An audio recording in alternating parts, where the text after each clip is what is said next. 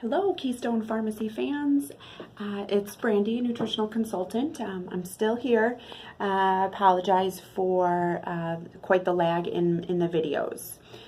So we'll just get right back into it. Our most recent newsletter article went out this past Sunday, and in it it was about probiotics, which I've talked many times on, and the benefits of probiotics are way beyond just digestive health. But the point of the article was to kind of give some tips on what to look for when you are picking out a probiotic. That's a question that I get, quite a bit because there's so many different ones out on the market.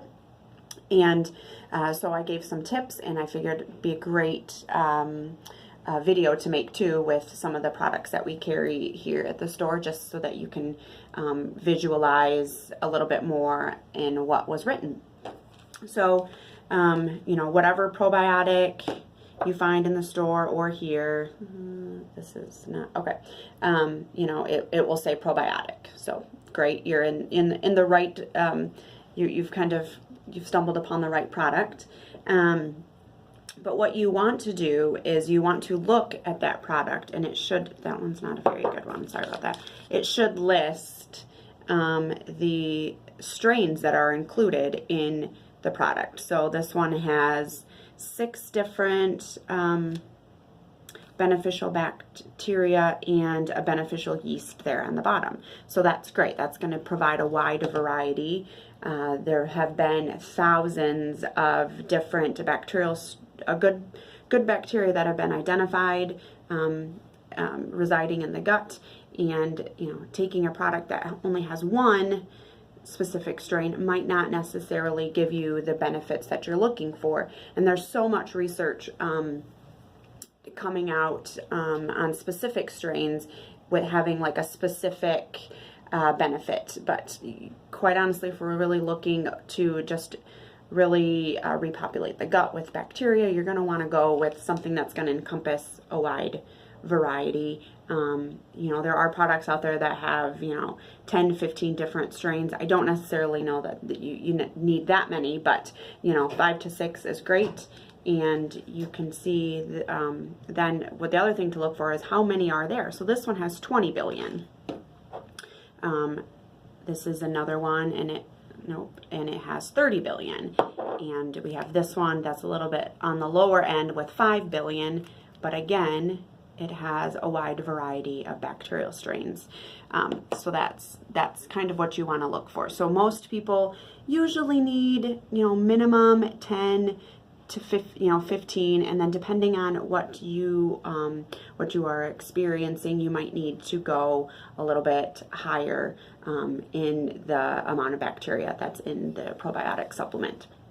A couple of other things that I did highlight in there is that most probiotics are being manufactured in a way that they're shelf stable, so you don't necessarily have to keep them in the refrigerator, and you can buy them off the shelf, and they don't, just because it's not in the refrigerator doesn't mean that it's not good. A lot of the companies are able to manufacture them in a way that the bacteria remain